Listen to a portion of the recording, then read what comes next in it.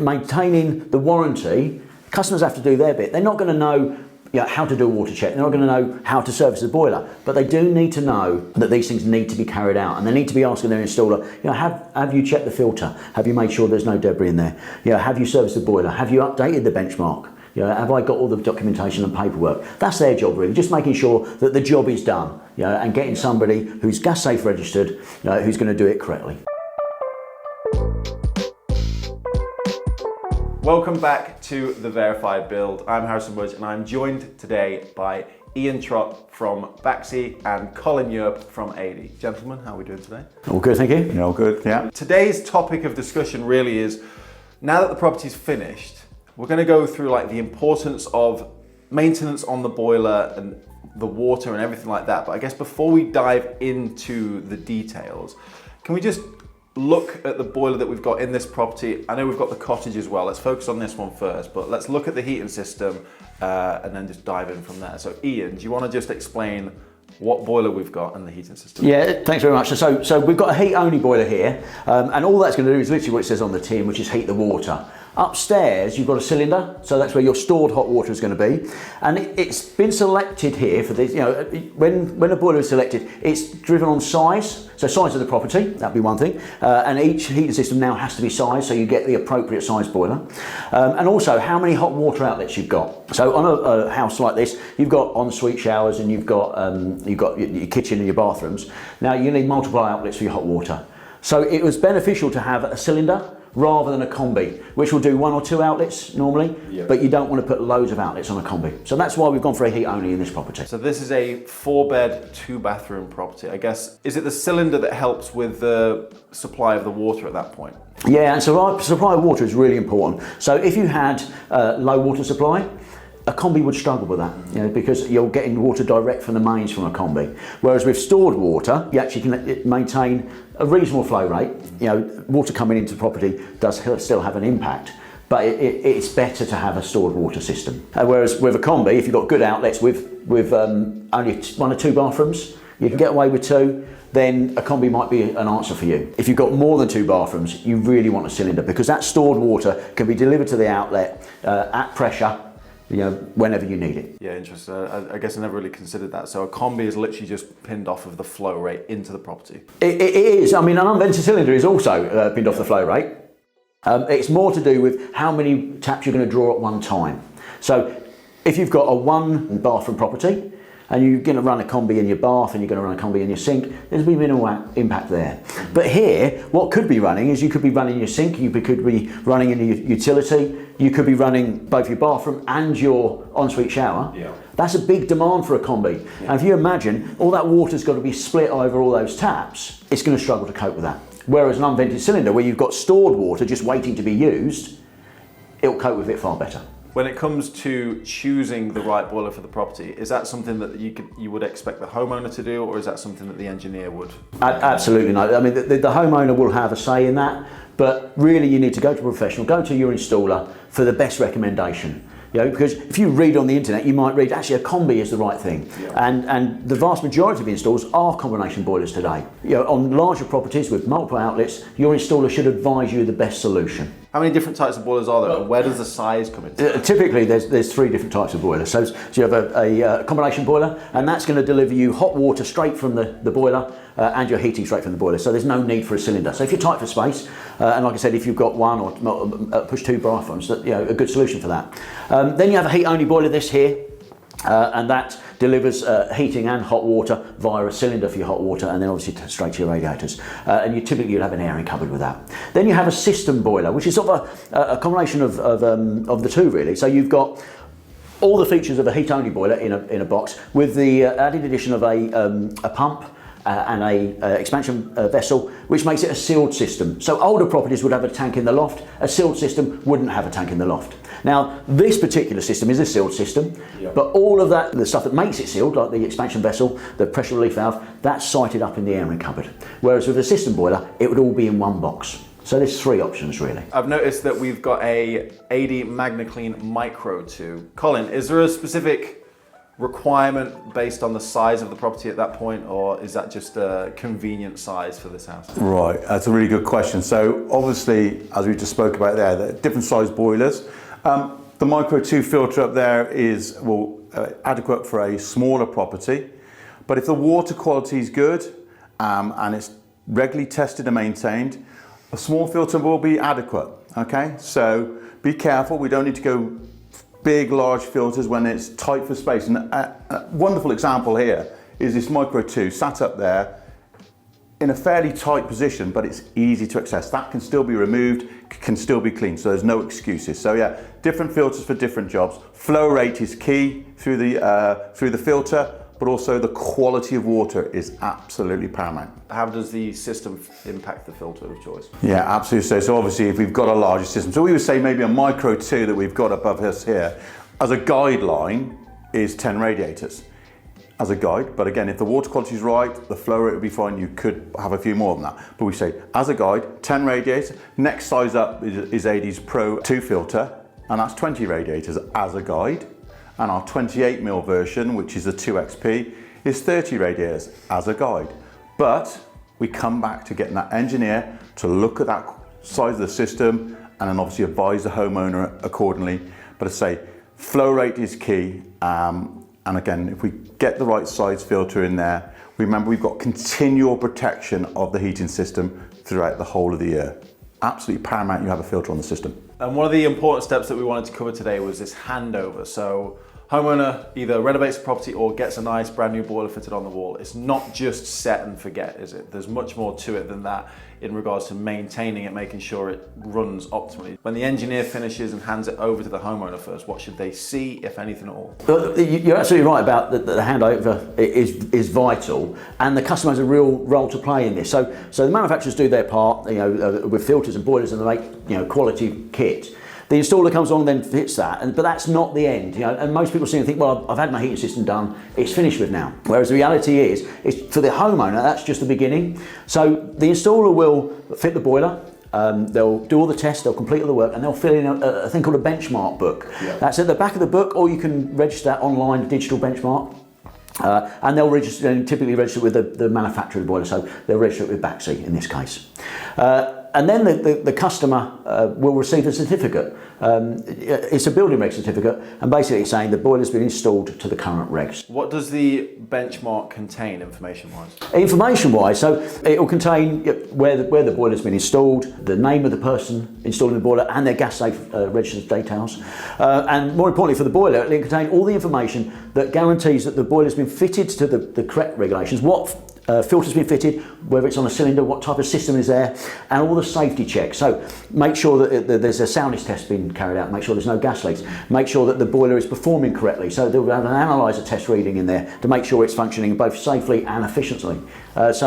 They'll be going around checking things at the meter, they'll be checking in the boiler, you'll see an analyzer will be whirring away in the unit, and there'll be hoses everywhere where they flushed it all out, and all this will be recorded on the benchmark. And it is an essential piece. If you don't have the benchmark, you don't have your warranty. It's part of your responsibility as a homeowner is you maintain the benchmark, you make sure you've got it, and every service is put onto the benchmark. So that's a record of installed correctly, serviced correctly. So what happens if, say, a homeowner came they buy a house, there's a relatively new boiler on the wall, but there's no benchmarking on the back that's been filled in, or maybe the document's been missing? What happens there? Well, it's a Baxi boiler. The first thing they can do, obviously if they're worried about safety, is get an engineer out to check it, and they'll be able to recommission the boiler and make sure that it's safe, which is the primary concern. You'll also be able to contact us and see if it's been registered with us, and see if it's got any remainder of the warranty, which we'll honour, and that will be absolutely fine. We also have a range of options. If that's not the case, if it's not under warranty, we have a range of options for contracts. They'll be able to have a system-only cover if the boiler's covered, or they'll be able to have a full system cover, which include the boiler and radiators. There's lots of options there that they can go for. When it comes to maintaining the warranty, I know that a filter now is it mandatory on all new heating systems? Yeah.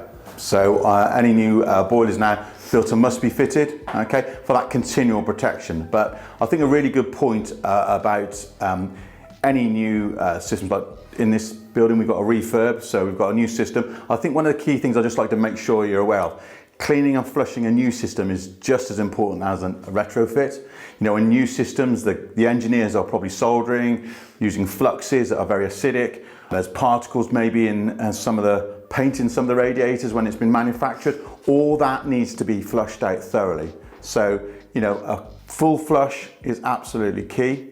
Okay, and then obviously your filter and your continual protection. And again, we often say if you're maybe putting a boiler on a retrofit system, we would recommend obviously a deep clean to make sure we get that water quality right on existing radiators, and then obviously adding the appropriate maintenance inhibitor is absolutely a key to the system as well. But also being able to articulate that, and obviously an engineer needs to be able to show the homeowner, how have I done that? Does the homeowner know I've got the appropriate amount of inhibitor in the system? Just to jump in, sorry, but when it comes to like, when you say flushing and cleaning the system, an engineer might know what you're talking about, but what does that mean to the homeowner? Yeah, so first of all, let's not panic. It's suddenly not a great big machine outside, a tanker with massive hose coming in. No, what it is, the engineer, the beauty of that is he can use his filter position, remove the filter, and he can add a MagnaClean machine to there. And by having that on the system now, he can add some cleaner in, he can make sure that whole system circulating through the cleaning tool, which is ADEY MagnaClean unit.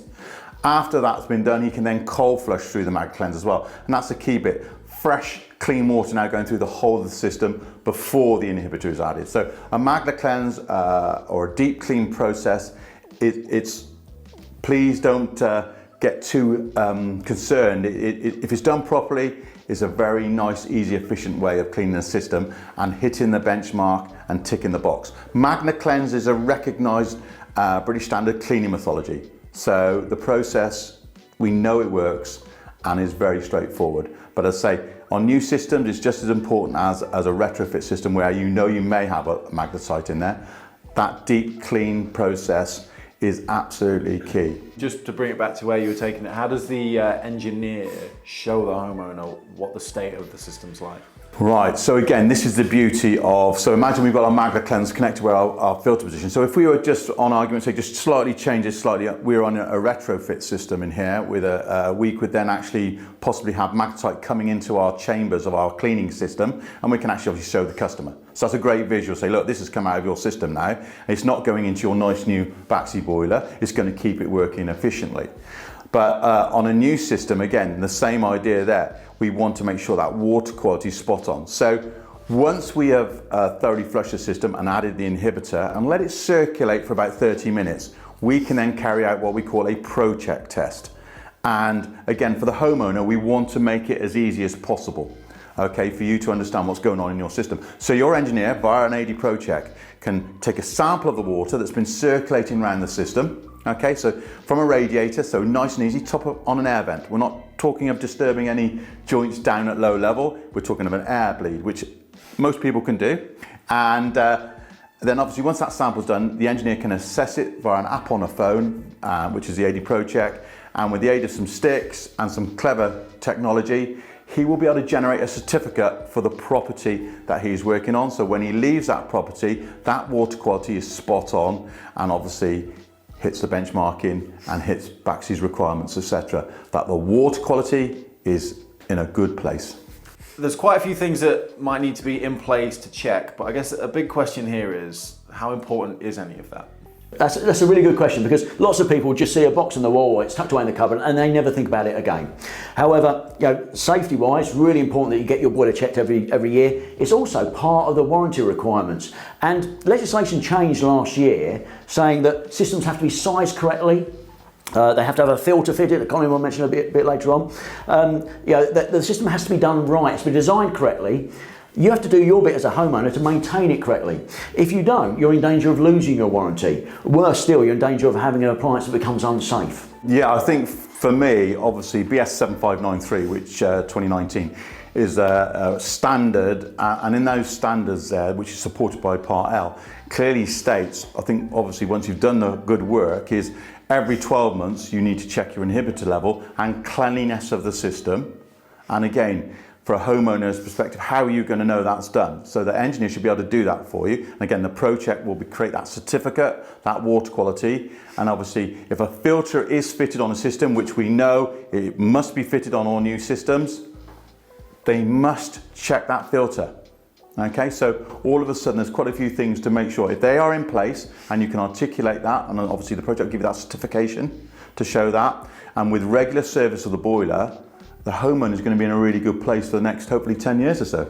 Yeah, absolutely. It carries a 10-year warranty. The filter carries a 10-year warranty if it's fitted with the Baxi 800 range. And what Colin says is absolutely right. Yet maintaining the warranty, customers have to do their bit. They're not going to know how to do a water check. They're not going to know how to service the boiler, but they do need to know that these things need to be carried out, and they need to be asking their installer, have you checked the filter? Have you made sure there's no debris in there? Have you serviced the boiler? Have you updated the benchmark? Have I got all the documentation and paperwork? That's their job really, just making sure that the job is done, and getting somebody who's gas safe registered, who's going to do it correctly. It's similar to like a car, right?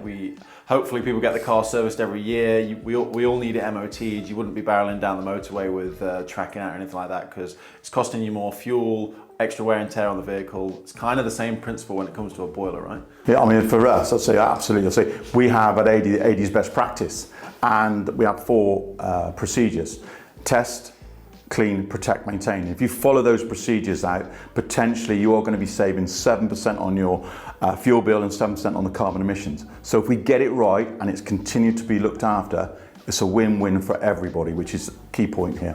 It's really, really important at the moment where we've got really high energy bills. For years, the energy bills have been cheap, so fitting the boiler was, as cheap as possible was the priority. We really have to start looking at running costs, because as Colin rightly says, if you've got a layer of muck in your radiator or in your boiler, you're heating the muck before you heat your home. You're heating, you're putting more energy in than you need, and that's going to cost you, in your fuel bill. So running costs now are as important as installation costs. Speaking of muck in the system, you mentioned earlier about sort of the water and being able to verbalize that to the customer. Like, how do they maintain the cleanliness of the water in the system? Why is that important at all?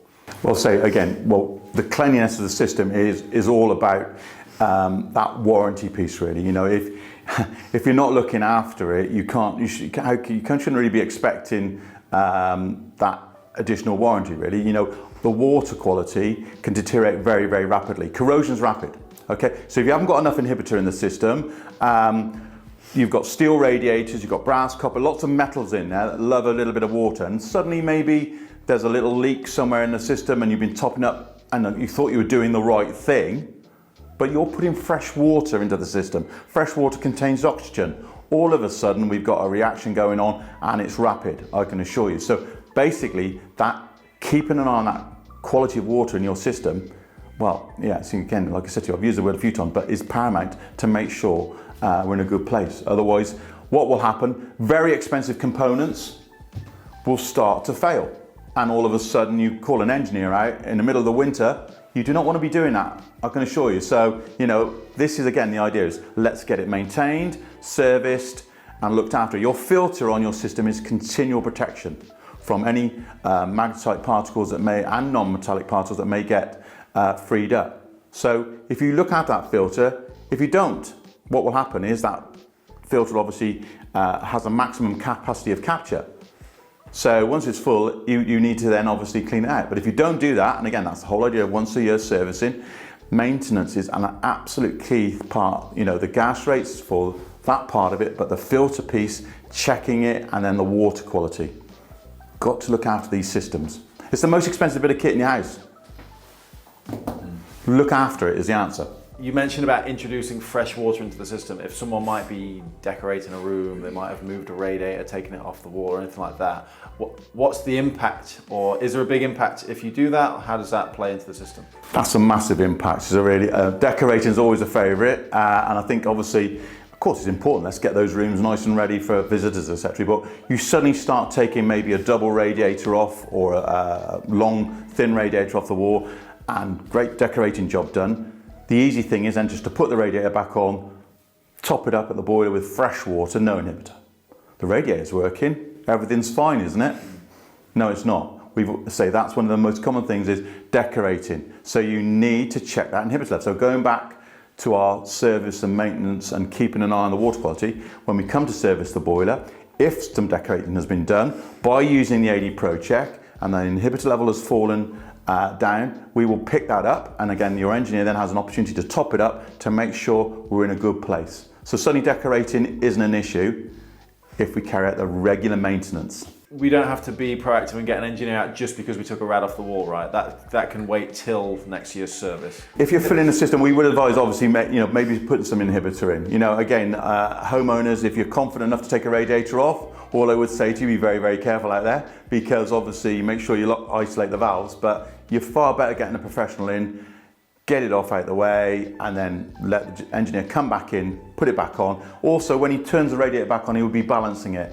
And there's another key part, hydraulic balancing in a heating system is again another key part. So just want to explain briefly what that means. Yes, certainly. So in your system, we just talked about it earlier, you could have a cylinder with radiators. Now, water will travel the easiest route. We all do. We'll go cut across the grass because it's easy. But so will central heating water. So a key part is balancing. So all your radiators in your house, the radiator nearest the boiler or the circulator, the water will say, oh, whip down there very quickly. I don't want to go right down the far end.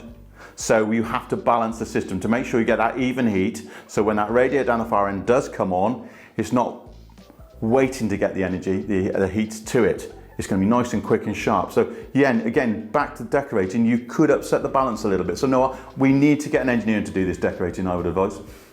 And that, I guess it only compounds the problem as well, right? If there's sludge in the system, if it's a radiator the furthest away from the boiler or the cylinder, then all of a sudden it's got sludge inside of it, it's going to take forever to heat up, and then it's just...